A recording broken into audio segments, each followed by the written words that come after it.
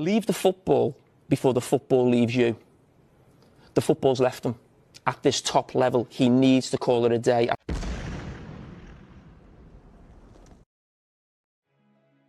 You have to leave the football before the football leaves you. Do you think that football has left Erik Ten Hag? Brother doesn't look like he has any inspiration, any idea. He's stuck. He doesn't know what to do. Always giving excuses. We can accept some of the excuses, but it looks like it's a little bit too much. Ladies and gentlemen, my name is Ogs, your own brother. Please don't forget to like, subscribe, share, comment down below. This channel is for the people, by the people. Not for me, it's for you. So smash that like button. Take 1 second to help the channel, and it will be much appreciated. Let me just remind you the table in the Premier League after 6 games. And remember, another game is going to be tomorrow, Monday. So still 1 game that need to be played. So on the table, you have Liverpool first, 15 points. Manchester City second, 14 points. Arsenal third, 14 points. The goal difference is different if you see them having the same amount of point. So Manchester City got a better goal difference, +8. Chelsea are fourth, 13 points. Better goal difference than Aston Villa, who got the same amount of point, but only +3 goal difference. You scroll down a little bit, you will see Manchester United are 12. 7 point, -3 goal difference. This is shambolic.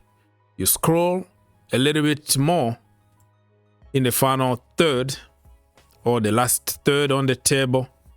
Crystal Palace, only 3 points, -4 goal difference. Southampton are 19th, -7 goal difference, not 7 points, but 1 point. And the last one on the table is Southampton with 1 point, -10 goal difference. Wow.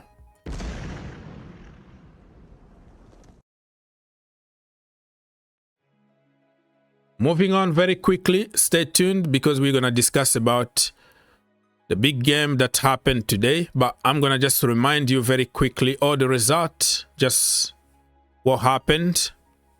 So we're going to start by the game on Saturday. All right, so Saturday, we go from the bottom to the top one, right? So on Saturday, September the 28th, Liverpool beat Wolves away 2-1. Nottingham Forest lost at home against Fulham 1-0. Everton beat Crystal Palace 2-1. Chelsea beat Brighton 4-2. Cole Palmer show the first player ever in the Premier League to score 4 goals in the first half. History maker. Brentford against West Ham 1-1. That is going to buy a little bit of time for the new manager Lopetegui because he was also under pressure. Arsenal beat Leicester City 4-2. Last minute winners. Like it was almost a draw, but Arsenal fought until the last minute. And the rest is history. And Newcastle against Manchester City drew on Saturday 1-1. No Rodri, no Party, and Erling Haaland didn't score. So that's the story.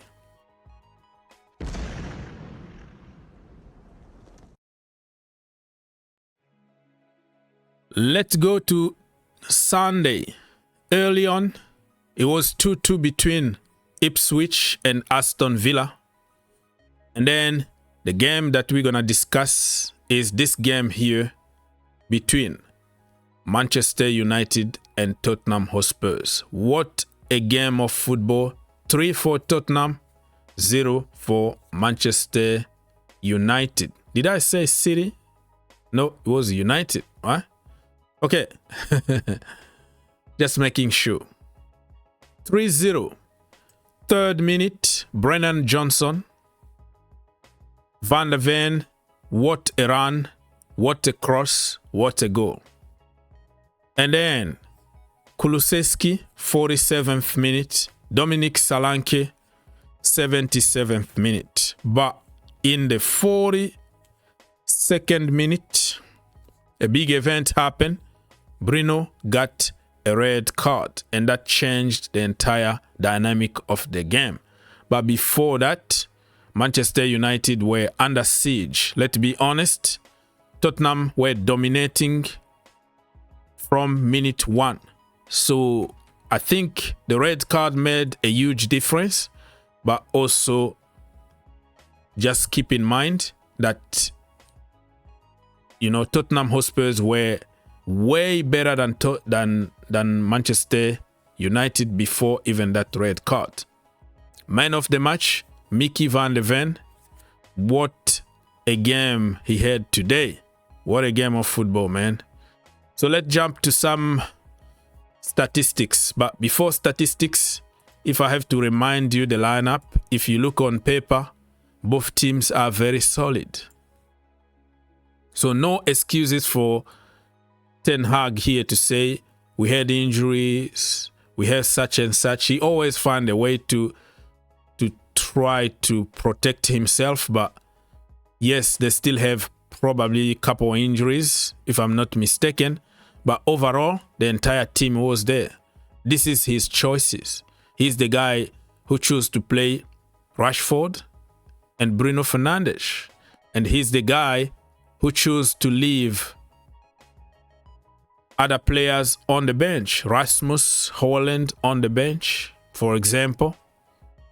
And also Amad Diallo also on the bench. And many United fans wanted to see him start the game. We don't know what the kid can do to start playing regularly under Erik Ten Hag. And for Tottenham Hotspurs, Heung-min Son wasn't even there. He's injured. They were missing, who else? I think some other players that I forgot. But overall, two teams really can't give any kind of excuse when it comes to this game. It's just like you are playing home in front of your fans. Just do something. Don't give excuses.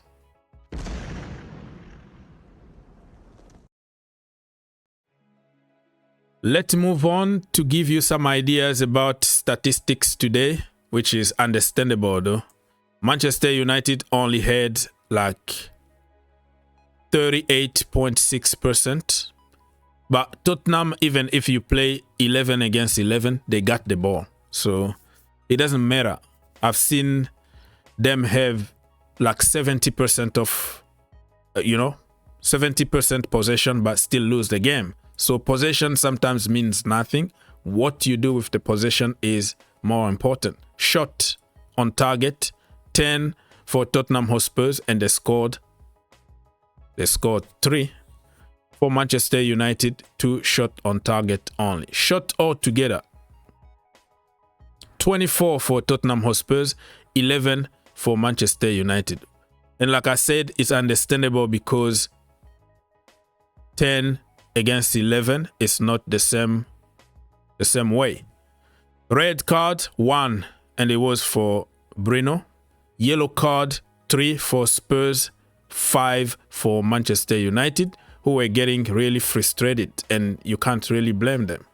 So my question is, my friend, do you think that Erik Ten Hag is going to get sacked in the morning, or you think the owners are going to give him time and they're going to wait probably for the international break before they pull the trigger? But I've seen a lot of people online, a lot of Manchester United fans, they said, no, he need to go because he's a bad coach. And who's going to replace him? Ruud van Nistelrooy or would you like to see somebody like Thomas Tuchel or somebody come and take over Manchester United? Let me know in the comment section down below. And who was your man of the weekend? Timo Werner, Kulusevski, Mickey van de Ven, Bukayo Saka. You know, just let me know who's going to finish top 4, because it's going to be a war. It's going to be a very, very tough season. Arsenal fans think that they're going to win the league because, you know, City are having issues, but it's not done yet, my friends. It's not done yet until it's done.